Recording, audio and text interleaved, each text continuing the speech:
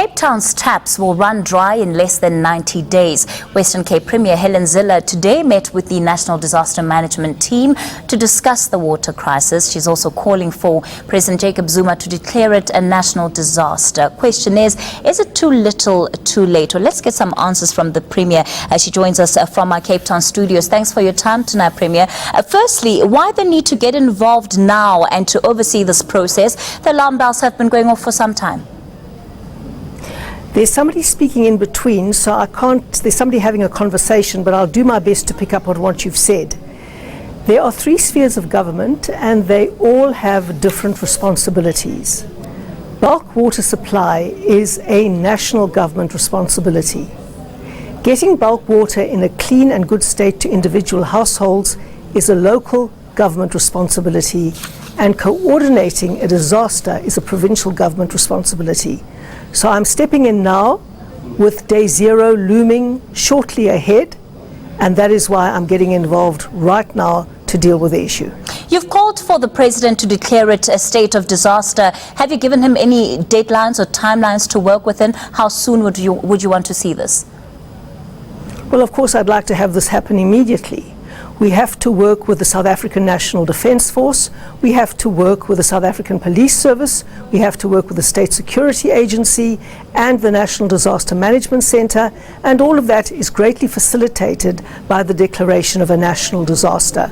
Also, this terrible drought has impacted three provinces, the Eastern Cape, the Western Cape and the Northern Cape, and it has really wreaked havoc across three provinces already, but nowhere more dramatically than in Cape Town, which could become the world's first major city to run out of water.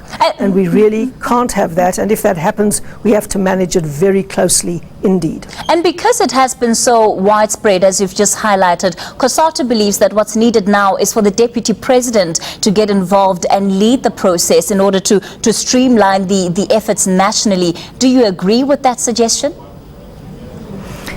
Well, suggesting that shows that somebody somewhere doesn't understand the Constitution and the law. The National Water Act says that the only person that can spearhead bulk water supply is the National Department of Water and Sanitation. And currently, Minister Nomvula Mokonyane is in Liberia for the inauguration of President Way over there. The bulk water supply has not been delivered.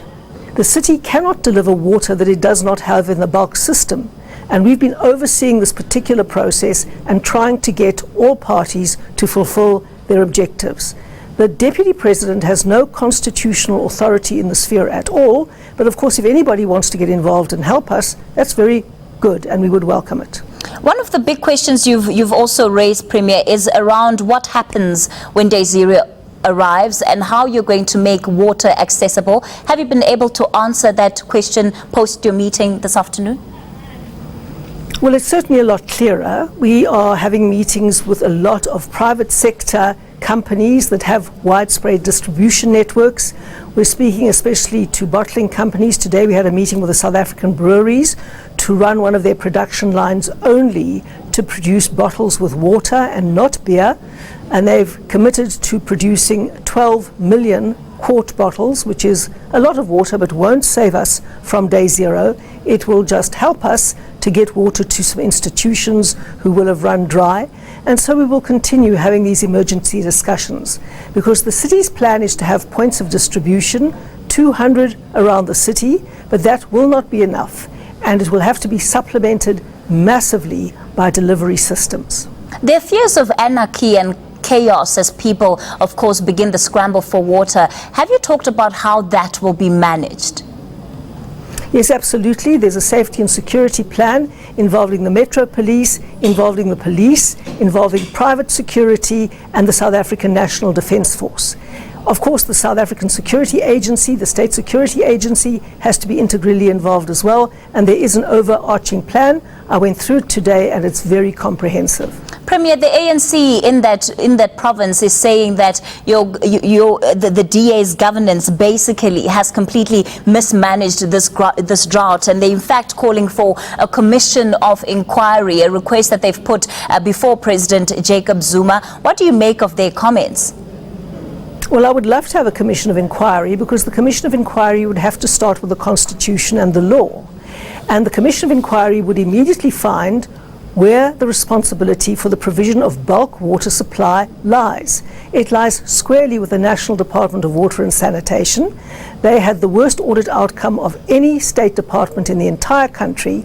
2.8 billion rand could not be adequately accounted for, and so we sit in this mess. I would love to have a commission of inquiry so the whole country could see precisely where the responsibility for this lies. And for those who say that this is an example of the DA's failure of leadership in the city and in that province? Well, they must please say where we have not fulfilled our obligations. The city's job is to deliver clean water to households. It is still delivering clean water to households. But if the bulk supply fails, which, as I've said 3 times, is the national government's responsibility, the city cannot deliver water that is not in the bulk supply. On some level, when it comes to accountability, one cannot avoid that there will be, of course, questions asked about the role of Mayor Patricia de Lille and the fallout that has taken place within the DA and how it has, on some respects, exacerbated the situation. What are the conversations, if any, that you have had with Patricia de Lille before this matter got to where it is today? Well, of course, Kathy, I can't comment at all on anything happening inside the DA. I have no position in the DA. I have no authority whatsoever in the DA. But in my capacity as the Premier, I often met with the Mayor. This last week we met twice.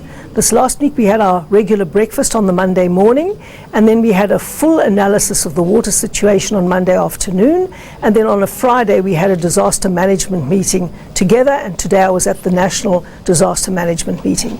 So we meet regularly and we've discussed this challenge at every step of the way. Have you been satisfied with her handling of this crisis?